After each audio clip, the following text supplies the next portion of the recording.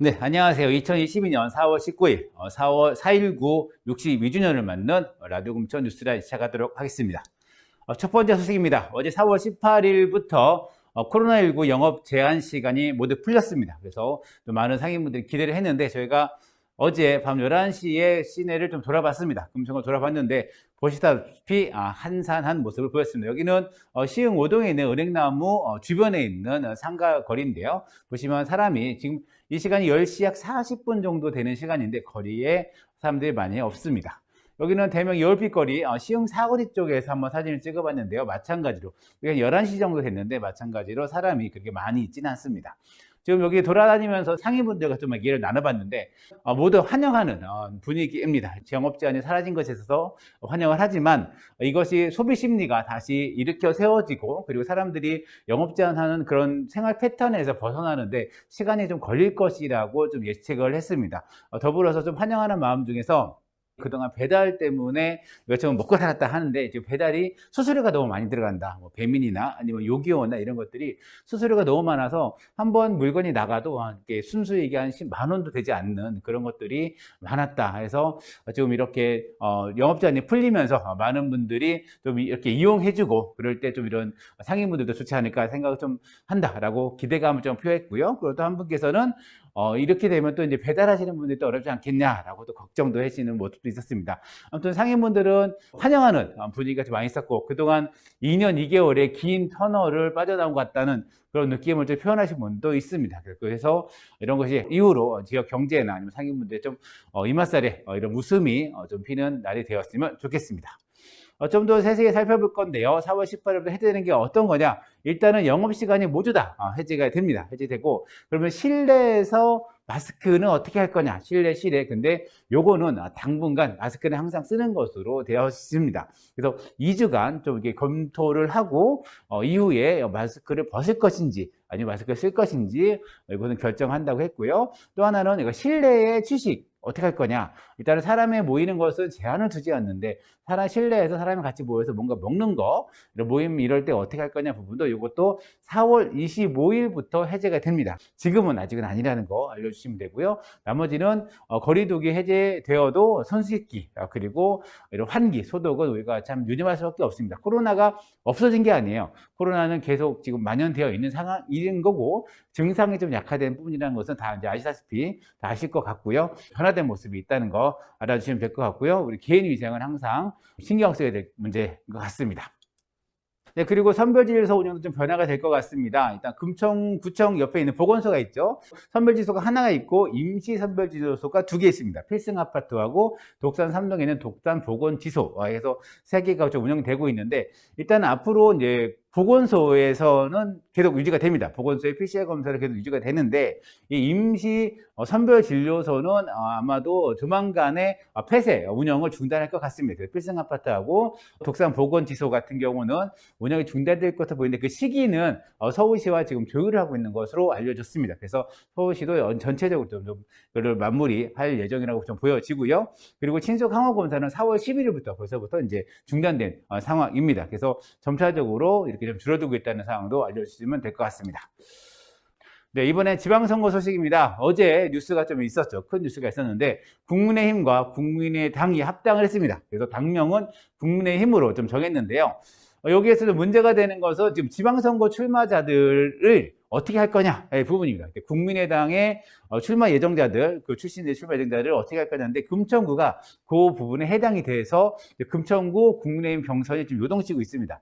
지금 왼쪽부터 강구덕 예비후보, 오봉수 예비후보, 그리고 한인수 예비후보, 국민의힘 지금 예비후보들인데요. 맨 오른쪽에 있는 분이 국민의당의 삼선 구의원이죠. 김영석 구의원입니다. 그래서 이분이 지금 어떤 스탠션을 필 거냐에 따라서 이렇게 좀 야후 경선이 변화될 것 같은데요.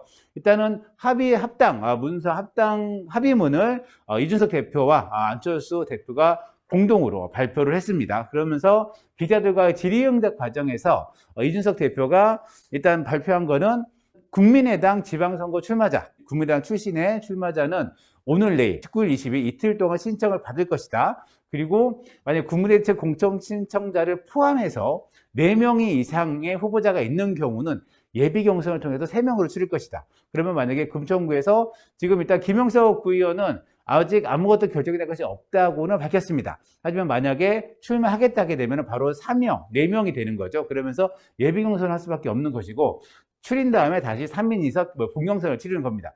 근데 여기서 또 경선의 방식도 달라지는데요. 예비 경선, 본경선 모두 100% 일반 국민 여론조사를 하겠다입니다.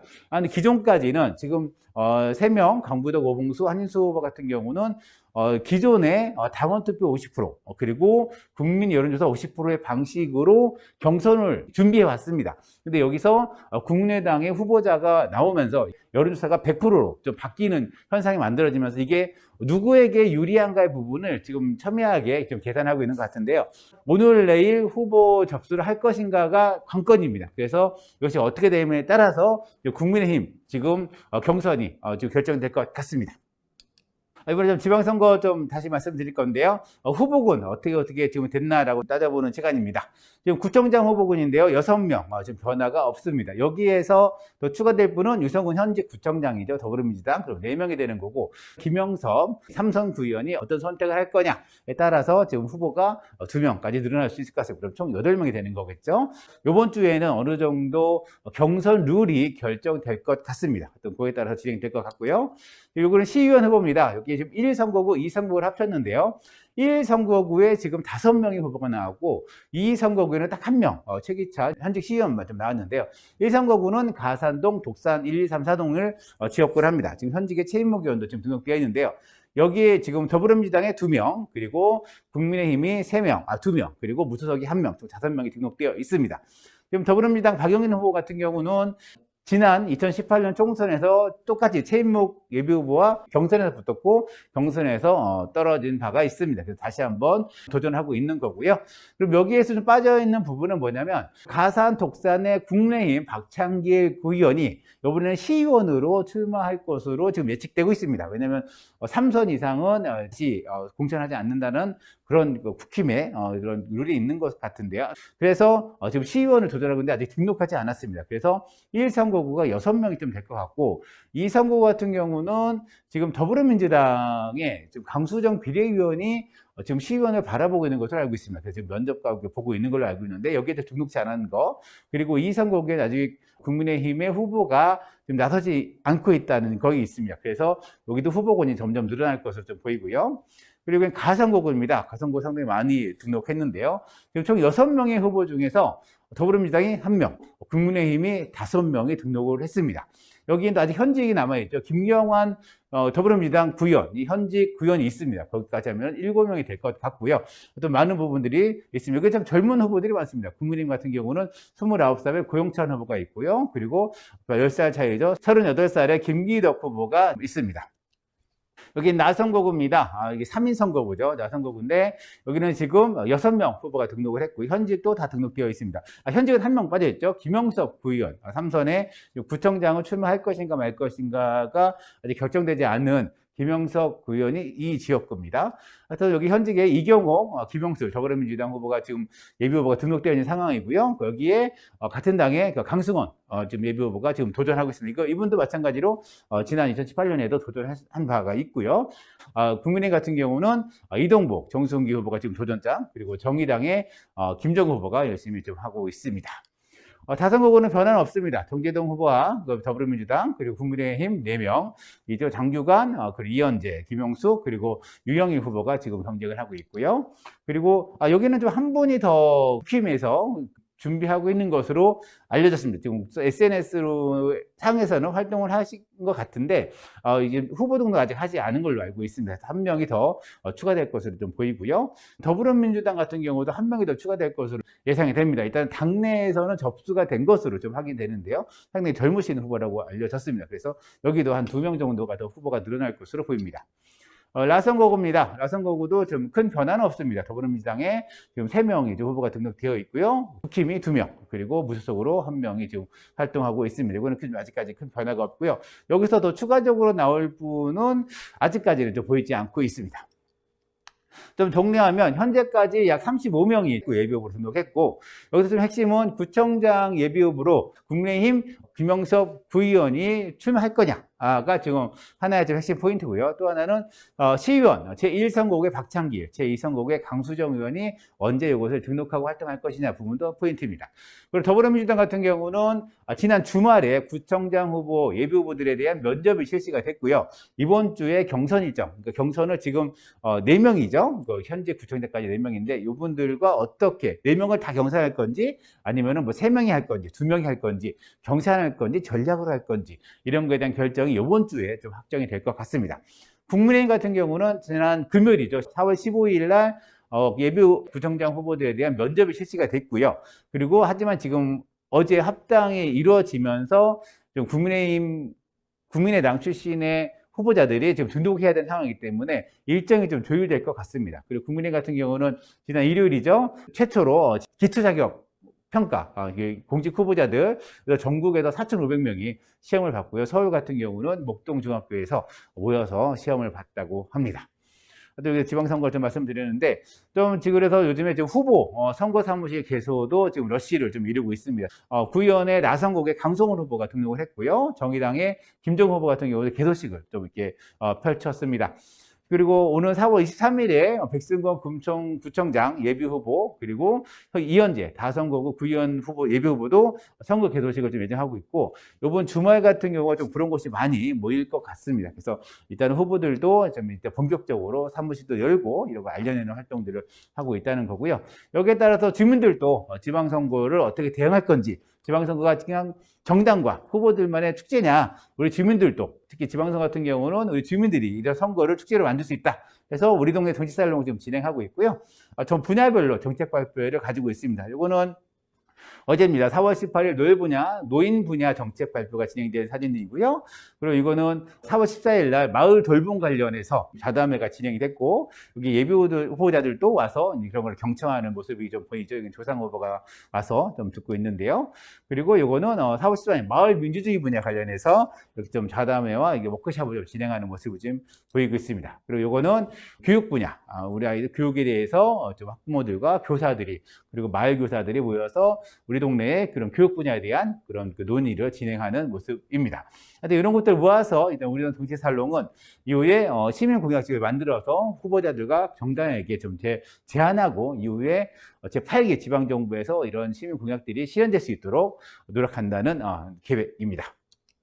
그래서 총 11개 분야가 진행되고 있는데요. 지금 보시면 기후환경 관련해서가 하나가 있고 노인정책 발표를 했죠. 그리고 교육, 그리고 마을민주주의, 문화예술, 노동 분야가 있고요. 그리고 장애, 그리고 미디어 시민권, 그리고 마을 돌봄, 주거권, 그리고 복지 이런 부분들이 좀 있습니다. 그래서 이런 부분들이 앞으로 시민들이 직접적으로 우리 동네에 이게 필요하다라고 정책을 제안하고 발굴하고 있는 상황입니다. 여기 참여하시고 싶은 분들은 함께 하셔도 될 것 같습니다. 그리고 4월 16일은 세월호 제8주기가 되는 날입니다. 요 추모를 하기 위해서 금천 추모의 밤이 바로 전날인 4월 15일 시흥사구에서 진행됐는데요. 성역 없는 진상규명 완수, 생명 존중, 안전사회 건설을 내걸고 주민모임에서 좀 이렇게 발언과 문화제를 진행을 했습니다. 보시면 이렇게 촛불도 들으면서 세월호 8년 전의 기억을 다시 한번 되살리고 우리가 만들고자 했던 약속들을 실현하자라는 마음을 모아내는 행사가 진행됐고요. 많은 분들이 좀 마음을 모아서 추모 현수막도 현재 금천구 곳곳에 게시된 상황입니다. 우리 추모 마음을 함께 모셔서 우리가 안전한 사회 만드는데 함께 했으면 좋겠습니다. 네, 이번에는 시흥오동 소식인데요. 시흥오동 주민센터가 지난 3월 28일 날 운영을 시작했지만 운영한 지 3주 만에 이렇게 준공식을 개최했습니다. 그래서 야외에서가 개최됐고 좀 많은 주민들이 오가면서 참여하셨습니다. 그래서 보시면 어르신들도 함께 앉아서 기념사진을 찍었는데요. 주민자치회 회장님과 그리고 이제 저희가 운영부과 분과장님을 좀 인터뷰를 했는데 주민센터가 오픈하면서 여기 체력 단련장이죠. 헬스, 피트니스 센터도 들어오고 여기를 운영을 이제 대부분 주민자치회 자치분과에서만 진행합니다. 그래서 이것을 잘 운영해서 많은 분들이 좀 재밌게 이용하고, 그리고 거기가 수익이 좀 이렇게 손해나지 않게 수익을 잘 활용해서 주민들에게 많은 서비스를 제공하고 싶다라는 포부도 밝혔고요. 그리고 사실 구청사보다 공간들이 많이 늘어났습니다. 많이 늘어나서 그걸 잘 활용해서 주민들에게 알맞는 자치 프로그램을 제공하겠다라고 좀 밝혔습니다. 앞으로 시흥원도 주민센터가 어떻게 운영될지 많은 분들이 관심을 가져주시고 뭐 할 때 함께 참여하시면 좋을 것 같습니다.